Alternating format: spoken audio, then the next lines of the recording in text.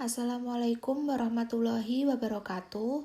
Kami dari kelompok 2 akan mempresentasikan tentang manajemen operasional, perancangan proses, dan kapasitas Unilever. Sebelumnya kami akan memperkenalkan anggota kami. Yang pertama ada Sherilita, kemudian Hairunisa, saya sendiri Utaimatun, dan Nabila Hairunisa. Poin pertama yaitu pengertian perencanaan proses. Strategi proses atau transformasi adalah pendekatan organisasi untuk mengubah sumber daya menjadi barang dan jasa. Strategi proses merupakan pendekatan organisasi secara keseluruhan untuk menghasilkan barang dan jasa. Ada 4 tipe pendekatan yang dilakukan oleh perusahaan dalam strategi proses, yaitu pertama, pendekatan proyek. Satu jenis produksi suatu barang untuk memenuhi pesanan pelanggan. Yang kedua, pendekatan batch production. Sistem produk yang memproses beberapa item dalam kelompok atau batch kecil.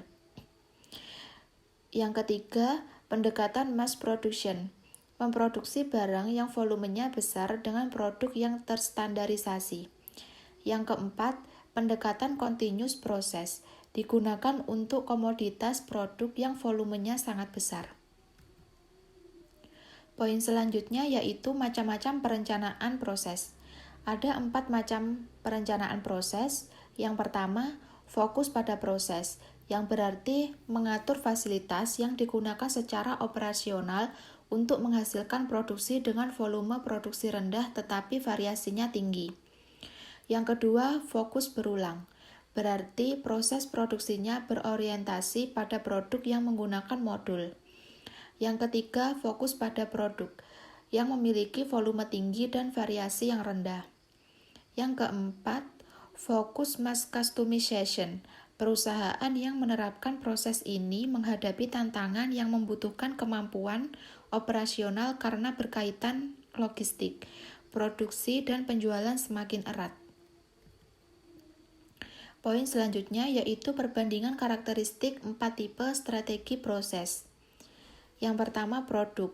Fokus pada proses, volume rendah, variasi tinggi, fokus berulang, standarisasi dengan pilihan modul, fokus pada produk, volume tinggi, variasi rendah, mass customization, volume dan variasi tinggi. Yang kedua, instruksi kerja.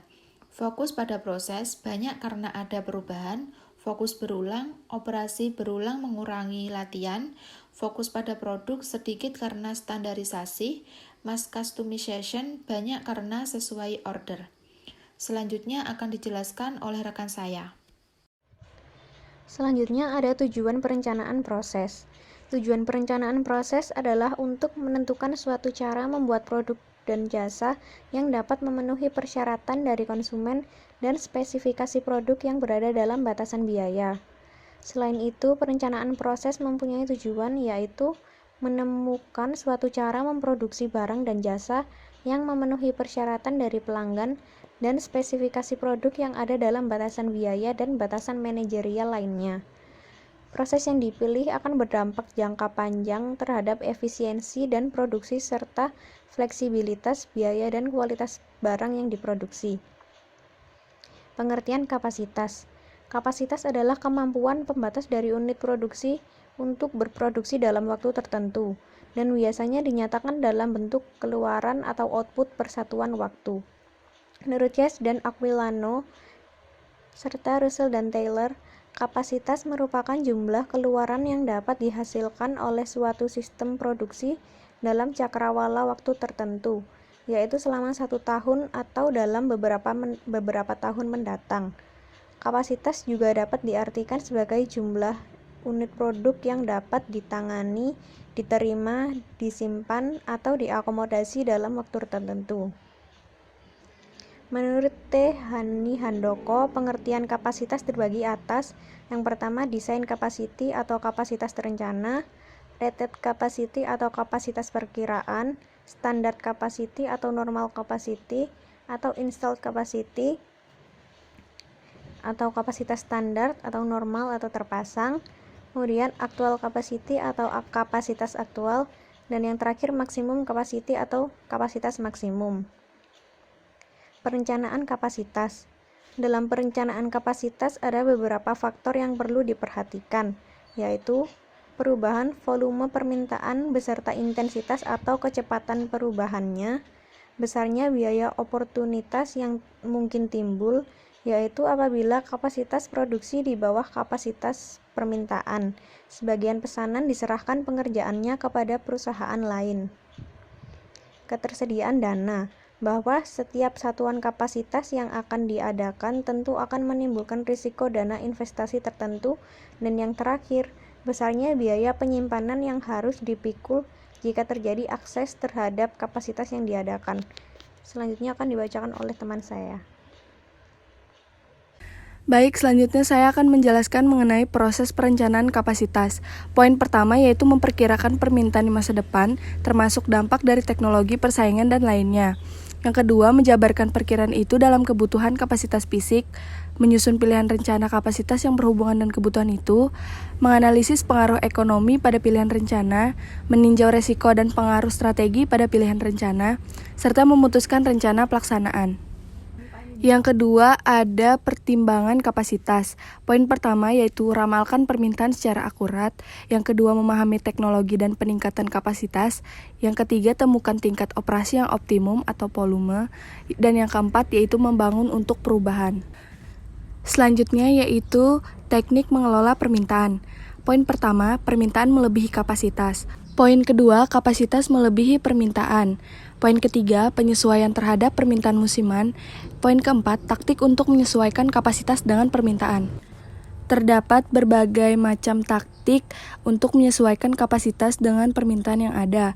Perubahan internal termasuk proses pada volume tertentu dilakukan melalui yang pertama, mengubah staf yang ada, kedua, menyesuaikan peralatan dan proses meliputi pembelian mesin tambahan atau menjual atau menyewakan peralatan yang ada, yang ketiga, memperbaiki metode untuk meningkatkan hasil produksi, dan yang terakhir, mendesain ulang produk untuk meningkatkan hasil produksi. Slide selanjutnya yaitu membahas mengenai Base Operating Level atau BOL. Base Operating Level merupakan porsi kapasitas yang dinyatakan dalam persen yang termanfaatkan pada tingkat biaya yang paling rendah. BOL dapat dicapai jika terpenuhinya beberapa syarat berikut. Yang pertama, ada perubahan biaya tidak linear dengan perubahan volume produksi. Artinya, produksi bukan berada pada kondisi constant return to scale, tapi increasing return to scale. Yang kedua, ada biaya tetap dapat didistribusikan pembebanannya kepada semua produk yang dihasilkan. Yang ketiga, ada pekerja akan bekerja lebih efisien jika masa kerjanya bertambah. Dan yang terakhir, perusahaan akan mendapatkan potongan harga jika membeli sediaan dalam jumlah yang lebih banyak atau quantity discount. Selanjutnya yaitu memperkirakan kebutuhan kapasitas di masa depan. Yang pertama, ada produk mapan dengan perkembangan permintaan stabil. Untuk produk yang sudah stabil dan mapan, model-model kausal seringkali sudah mencukupi. Jarang sekali kebutuhan kapasitas ini merata di seluruh sistem produksi. Ada keseimbangan kapasitas di antara bagian-bagian sistem produksi, dan ini mencerminkan sifat diskrit dari kapasitas. Yang kedua, ada produk baru dan situasi penuh resiko. Sulit untuk memperkirakan kebutuhan kapasitas untuk produk baru dalam tahap awalnya, atau produk pada tahap perkembangannya yang pesat dalam daur hidup produk. Perkiraan kebutuhan kapasitas dalam situasi seperti ini membutuhkan penekanan yang lebih besar pada distribusi permintaan yang diperkirakan. Perkiraan yang optimis dan pesimis dapat mempunyai akibat yang besar terhadap kebutuhan kapasitas. Selanjutnya akan dijelaskan oleh teman saya. Iya, selanjutnya ada peranan kapasitas produksi pada PT Unilever Indonesia Tbk. PT Unilever Indonesia Tbk akan menambah kapasitas produksi pabriknya tahun ini. Perseroan menyiapkan belanja modal senilai 1,6 triliun rupiah. Mengenai penambahan kapasitas pabrik, Governance and Corporate Affairs Director and Corporate Secretary Unilever Indonesia, perseroan akan membangun pabrik yang telah mencapai kapasitas produksi 80%. Pada 2 tahun terakhir, produk minuman masih berkontribusi besar pada penjualan. Hingga kuartal 3 2016, penjualan bersih Unilever Indonesia mencapai 30,1 triliun rupiah atau meningkat 8,2% dibandingkan periode selama 2015. Perseroan mencatat pertumbuhan aset sebesar 101 kali lipat dalam 35 tahun setelah sahamnya tercatat di Bursa Efek Indonesia atau BEI. Pada Januari sampai September 2016, penjualan Unilever Indonesia tercatat naik 9,2% menjadi 30,1 triliun rupiah dibanding periode yang sama tahun sebelumnya. Sedangkan laba bersih perseroan di periode yang sama tumbuh 13,6% menjadi 4,75 triliun rupiah. Pada tahun 2020, secara global Unilever memiliki target untuk meningkatkan mata pencaharian 500.000 orang dalam rantai pasokan. Saat ini Unilever telah mengembangkan 31.000 petani kedelai hitam dan gula kelapa sebagai pemasok bahan baku kecap bangau. Kesimpulan, kapasitas adalah kemampuan pembatas dari unit produksi untuk berproduksi dalam waktu tertentu dan biasanya dinyatakan dalam bentuk keluaran atau output per satuan waktu. Kapasitas juga dapat diartikan sebagai jumlah unit produk yang dapat ditangani, diterima, disimpan, atau diakomodasi dalam waktu tertentu. Menurut Elwood S. Buffa, tahun 1991, proses dalam perencanaan kapasitas dapat diringkas sebagai berikut. Yang pertama, memperkirakan permintaan di masa depan termasuk dampak dari teknologi, persaingan, dan lainnya. Yang kedua, menjabarkan perkiraan itu dalam kebutuhan kapasitas fisik. Yang ketiga, menyusun pilihan rencana kapasitas yang berhubungan dengan kebutuhan itu. Yang keempat, menganalisis pengaruh ekonomi pada pilihan rencana. Yang kelima, meninjau resiko dan pengaruh strategi pada pilihan rencana. Dan yang terakhir, memutuskan rencana pelaksanaan. Memperkirakan besarnya permintaan jauh di masa depan, selalu ada hal-hal yang tidak terduga yang dapat memberikan akibat yang sangat penting seperti resesi ekonomi, perang, embargo minyak bumi, atau penemuan teknologi baru.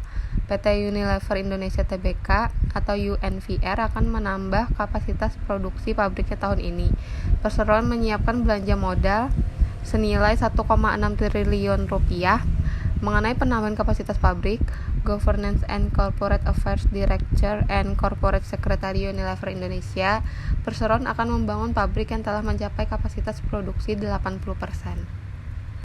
Mungkin hanya itu saja yang dapat kelompok kami sampaikan, kurang lebihnya kami mohon maaf. Wassalamualaikum warahmatullahi wabarakatuh.